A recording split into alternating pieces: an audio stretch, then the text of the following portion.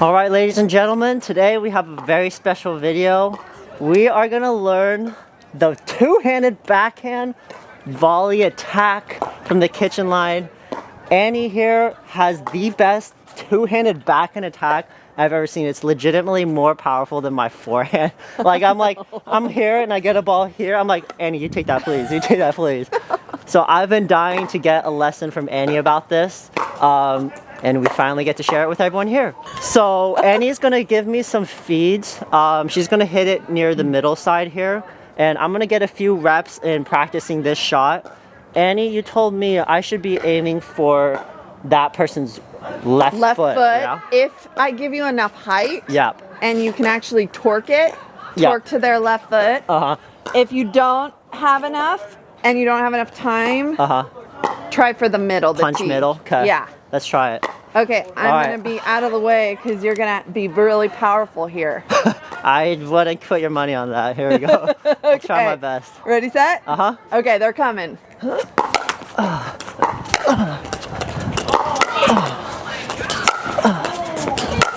Nice. Ooh, that felt kind of nice. That was good. Ooh la la. You know what you're doing well already? Is that you're arming from the hips so that you can torque from your hips through the shot. Torque it from the hips. Got it. Okay, ready, set? Yeah.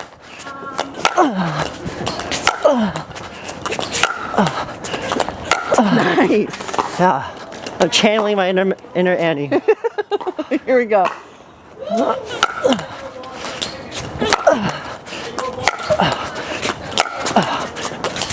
Nice. Any tips for me, Annie? Say again? Any tips for me? When you're a backhand dominant player, you're looking to slide. Yep. So just arm yourself with that notion. Yep. That you're looking to slide. And you don't want to do it too early. You want to do it when you detect that that ball could give you the right torque to their left foot. Okay. So, to slide, you put your weight into your outer foot, your right. Yeah. And then you slide, yep, like that. Yeah, like that. Yeah. Okay, here we go. Okay. Like that.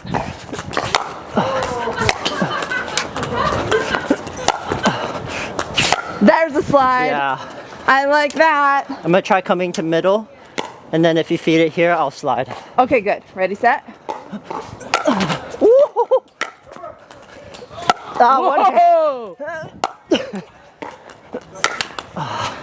It's good to have that one-handed bailout. Right. That is so powerful. If I feel the ball as coming an option at my body here, yeah, and I'm not agile enough to really get this extension, yeah, I feel like I'm just gonna punch that with my one hand. Perfect. I need that. Yeah.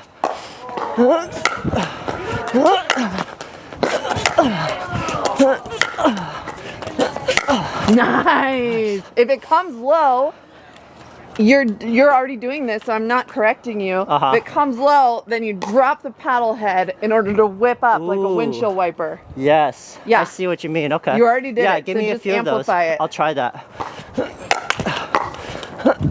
Yeah, like that. Oh, whew, missed that.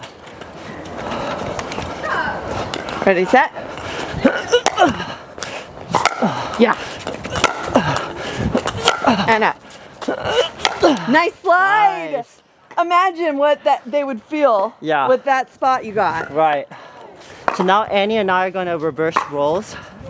She's going to show us how it's done. If I can, I'll try to put an overlay on these so you can see on top of each other how Annie and I are moving differently. I'll say one more thing before I go, because it's what I'm thinking about when I'm doing my backhand attack in order that I can get better right now, is what happens after my backhand attack. Ooh. That's really important to me right now. Yeah. Because I'm actually trying to shorten my swing using more of a fishtail than my hips in order that my recovery is quick and I'm not in a full in the air, out of commission position if they return it. Right. Yeah. That's a good note to think of. So when would you decide to go for more of an all-out twist versus more of a short, compact one?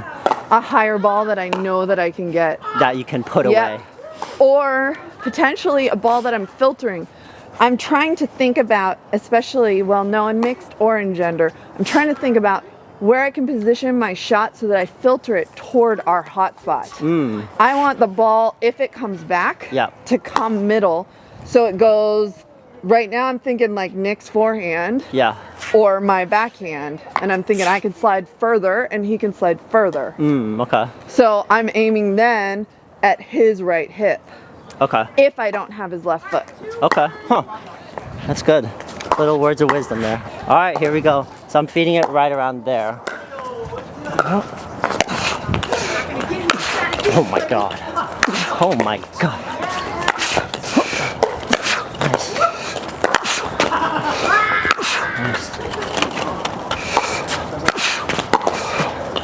Nice. Nice. Nice. So I'm gonna do paddle feeds. Okay. But I'm gonna do a bit more straight. Okay. That's the one, yeah. I like poked the bear there and you just cleaned it up. You clobbered it. Okay, that's what I want to learn. Nice. Nice. That's so powerful.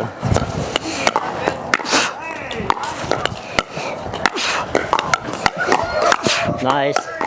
I know you guys can't see as well, but all of these shots that are coming at me from Annie's hits are skipping off the ground towards me because how much topspin she's getting.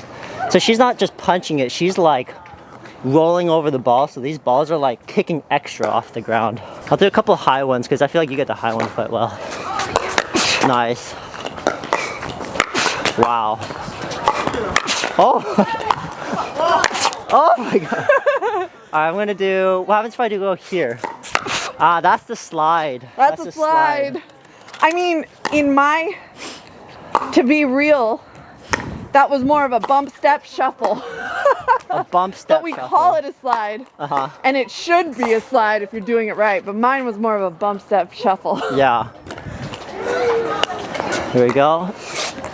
Nice slide. Nice. That was a low one. Nice. That was a really low one. Really low. Yeah. That's so good, Annie. You adapt so well. Like even as I'm feeding the ball to her, and maybe I'll slow it down. But as soon as I feed the ball and the ball is in the air, she's already moving while the ball is moving in the air. And she's already positioning herself in the optimal spot. Like as soon as I move this, you're already like this every single time. That's what I noticed. And that way, when the ball is actually to you here, you're just like, boom, you're just already there. I feel like we have that in common because we're both looking for that shot. Yeah. But the difference is my strike zone's here. Yep. So it's very far behind, far behind yours. Your strike zone is here. Oh, interesting. When I do my 2 or 1? 1. 1, okay. Yeah, totally. Yep. So it's a really different approach, but it's the same response to the opponent's paddle. Yep. That's happening to our bodies. Yep. To situate ourselves to the optimal shot, right? Right, right. Yeah. Any pointers for me on getting this down better? Like with, well, here's the negative to like someone teaching their favorite shot. We need someone to help us to teach it. Yeah. Because it's like part of our body. You know, it's like part of our so DNA. natural to you. So you've actually helped me to identify what's going on. So I'm going to name that. Yeah. Okay. So like with a forehand and the tutorials that you've given on forehand drives and having some like flexibility in that wrist. Yes. To really like torque the wrist as you're torquing the hips. Yeah. It's like both are available to you. So then think about how to make that available to you in a backhand. It suggests that we take a look at what the roll is of the right hand and what the roll is of the left hand. Yep. I use my left hand for direction. It's not squeezing. I'm gonna give you guys a close up because this is like, no one really talks about this in this depth. Yeah.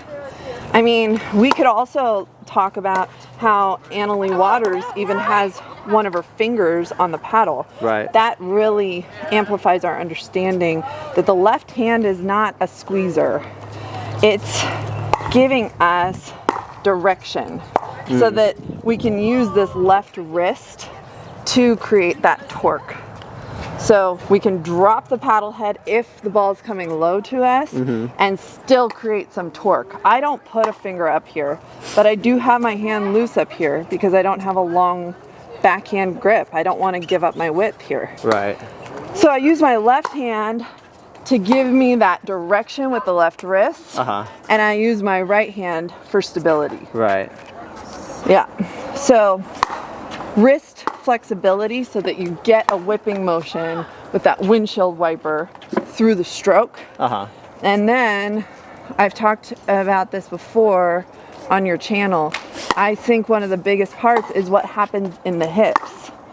So if we slightly stagger step, I'm not talking about a tennis over the crossover. No, I'm talking about just a slight stagger step so that our power is armed from the ground back here, and then we can push it forward through our hip as we're swinging and hitting. Yeah. So that's a lot of different parts of the body that are at work in a shot like that. Yeah. I think it's good to isolate them and drill one at a time. Yeah. And then drill the hips and then try to combine them to learn the shot. That's good. What do you think, Ed? Yeah, that's really good. I almost want to see like a couple of shadow hits from you so that you could really like do it in slow-mo and I could kind of see up and personal like where your wrists are and all that. Okay. So a couple like shadow. If I get it high, I'm holding, waiting, and then pop like that. Okay. And I'm pushing my weight from my back foot to my front. If I get it low, then I'm trying to accommodate with my lunge in order to get my body as low as possible. And in that case, I actually try to get my paddle a little ahead, lower the paddle head, create flexibility in my wrists so that I can really lower it and pull it up and over through the shot to keep it low and to make it drop. Yeah. That's sick. Yeah. That's sick. Let's get a few more reps in. Okay. You want to do fun. some like baseline shots, just like baseline to baseline? Yeah, that This sounds is kind good. of a different look. Okay. Okay, here we go. Here we go.